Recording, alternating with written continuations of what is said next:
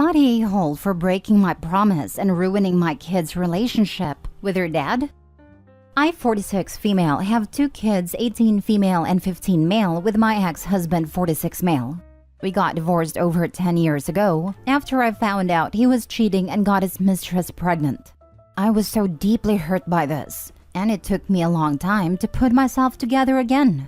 After our divorce was finalized, he got married to his mistress, and they now have 2 daughters, 10 and 7. Despite him being a POS to me, he was and still a great father to our kids. And to not potentially ruin their relationship, I agreed to not tell them about the affair after he begged me to not say anything, that he would tell them when the time is right. We share 50-50 custody, though since they are older, they now decide when they go where and for how long. I've been as civil as I could with the situation for our kids' well-being and put clear boundaries in place. Like there's no way on earth I would babysit their kids after they asked me once. 2 years after the divorce, I started dating a woman, 43 female, and we're now married. That's when my ex told me he felt like I never loved him, since it turns out I'm into women, even though I told him I'm bi. The kids love her. She shares some interests with both the kids, and we all do our annual Star Wars marathon on winter break. Then back in January, I started to feel like they were pulling away from us. At first, I thought it was nothing, just kids being kids. But then they started to spend less and less time with us and more with their dad. I was a bit jealous, I'll admit, but I was also getting worried because they were just not communicating with me at all. And when they did speak to me, they were just snapping at me or at my wife, rolling their eyes, etc. It was clear they were mad at us. So in mid-April, when my wife was out of the house, I sat them down and asked them what was going on and if they were okay.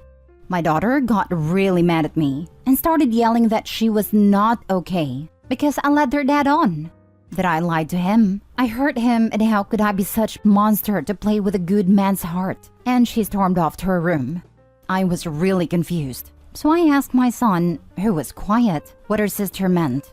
He said her dad told them that we got divorced after I came out, and that I told him marrying him was the biggest mistake of my life. He started crying and asking why would I do and say such things, and that I didn't just hurt their father, but them and our family. Needless to say, I was furious. I told him to come with me. We went to his sister's room. I knocked on her door and begged her to let me in and let me say something, and she eventually opened the door. We sat on her bed and told them that what their father said was not true. She tried to argue, but I stopped her and asked her to let me talk. I asked them to think a bit and do some math regarding their sister's birthday. They didn't get it, so I asked them her birth date. They tell me, and I tell them that 6 months prior we were in Disneyland having the time of our lives.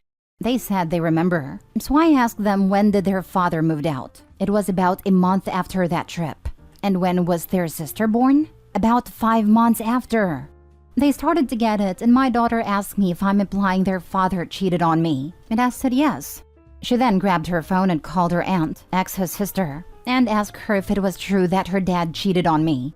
She had to beg her for an answer, and her aunt finally said yes. She then called other family members to confirm.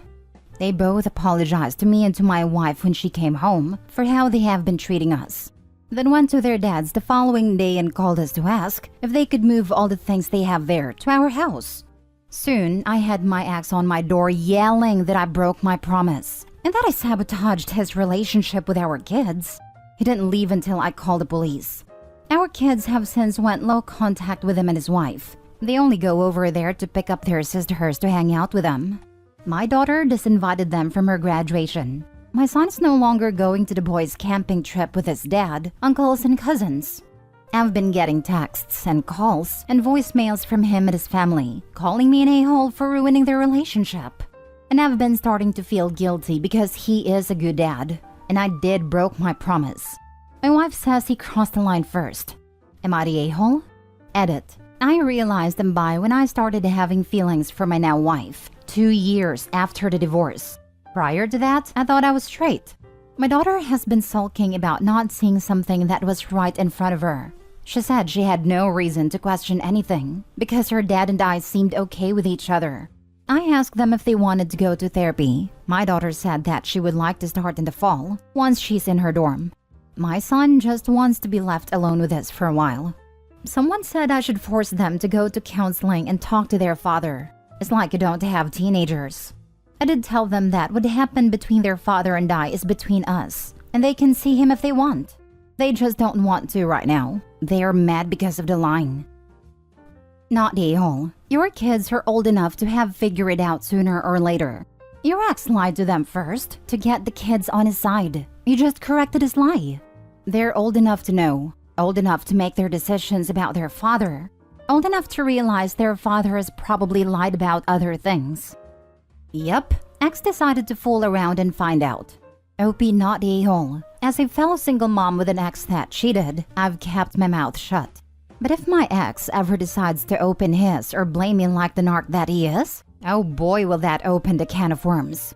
You don't screw with a parent's relationship and intentionally lie. I'm so mad for you and your kids. Not the a-hole. Respond with, I wouldn't have broken my promise if ex didn't lie and tell them that we divorced due to me being bi. I care more about the relationship with my kids than my ex. He made me a villain when he was the villain. I owe them nothing, yet he tried to destroy me. Screw him. Well, I have told my kids I'm bi. My daughter said he told her that I say that now just for cover, and that I'm not into men at all. And that's why he said I led him on and played with his feelings. And his proof is that I've only been with women since the divorce. That's technically true, but I've only been with only one person since then. Not a-hole. He was a good dad until he did what is called parental alienation, where he told your kids lies about how and why you got divorced. He is the one who broke the agreement by trying to alienate your kids from you. Parental alienation is actually a thing in family court. My wife says he crossed the line first. Your wife is right. His own family even verified to your kids that his cheating is what broke up your marriage. Block the flying monkeys and get a restraining order against your ex. It shouldn't be hard since you have at least one police report on him for harassment. Man, I don't even believe he was that good a dad before. I feel like he got to be the fun dad, and his affair partner picked up the rest with the kids after the divorce. And OP did it before the divorce.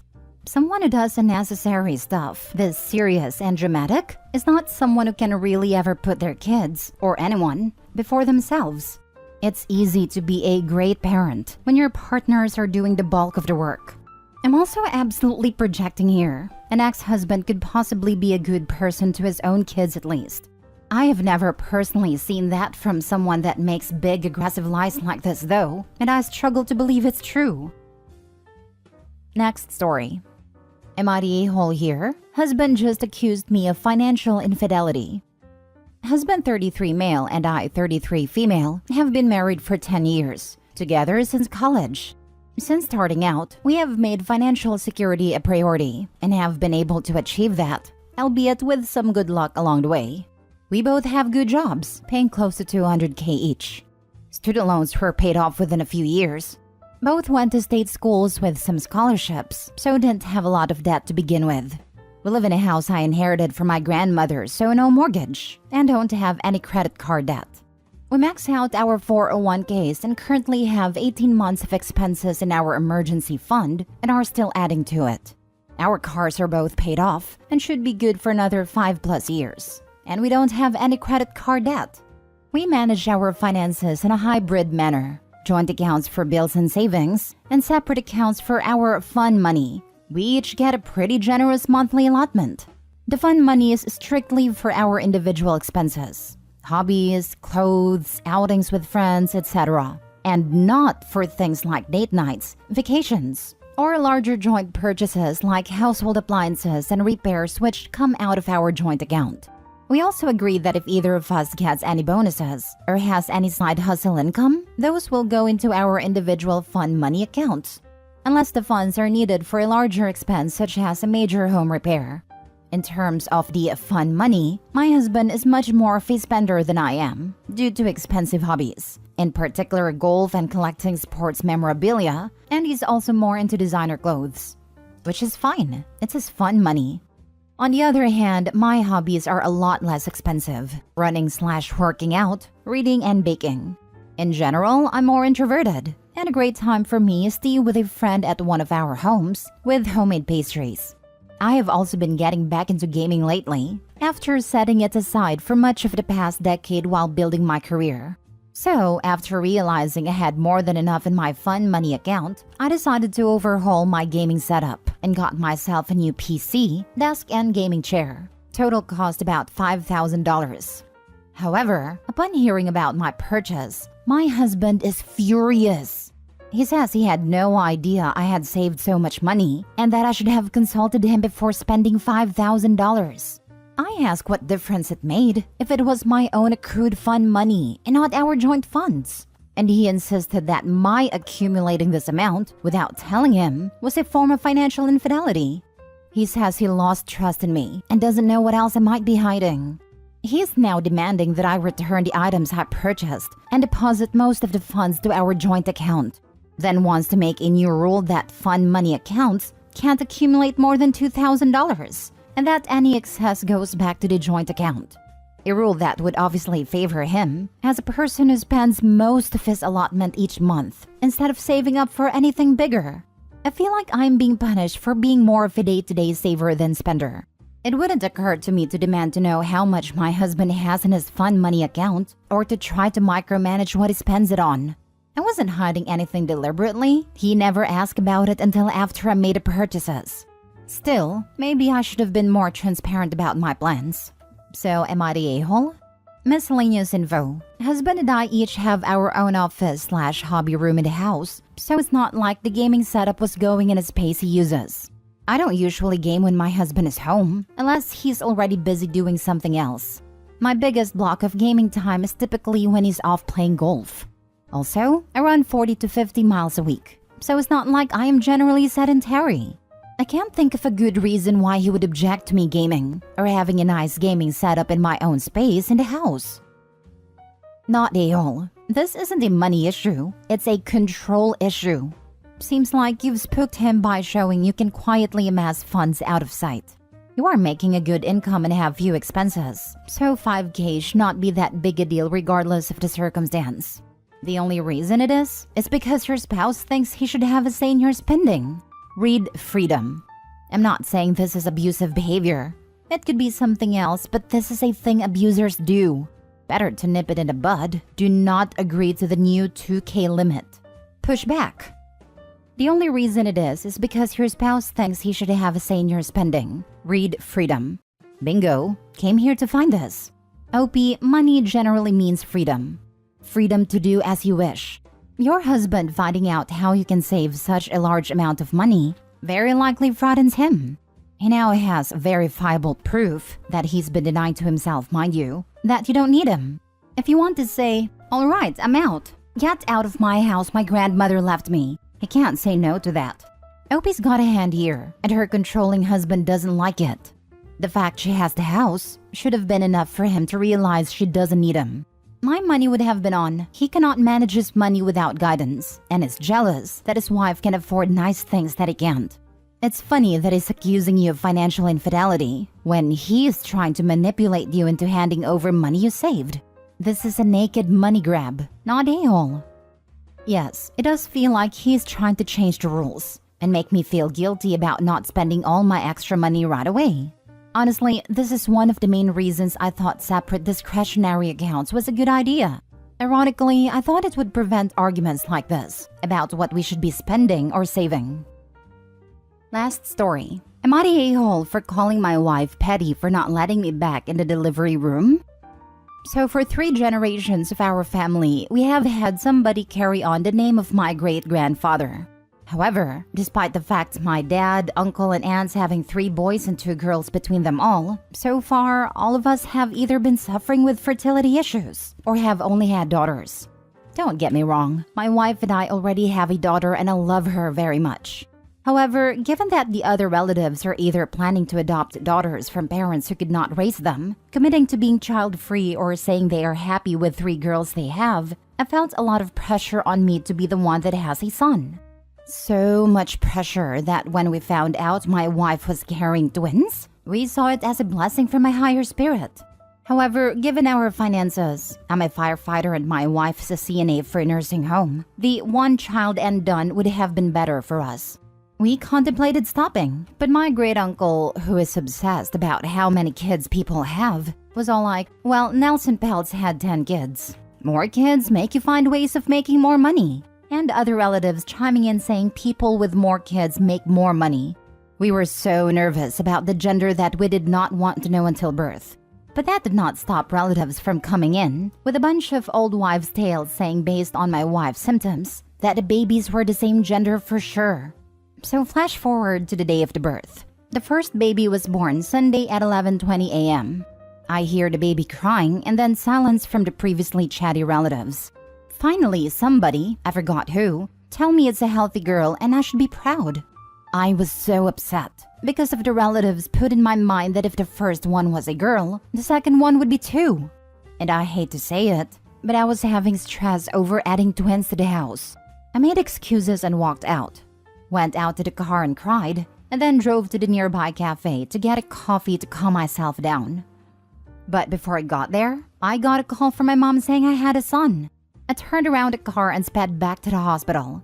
However, when I got to my wife's room, a nurse came out and said in a rather smug tone, "Sir, your wife is asking that you not be admitted inside." I tried to tell her that I wanted to be with my wife, but she gave me a "you don't scare me" type eye roll.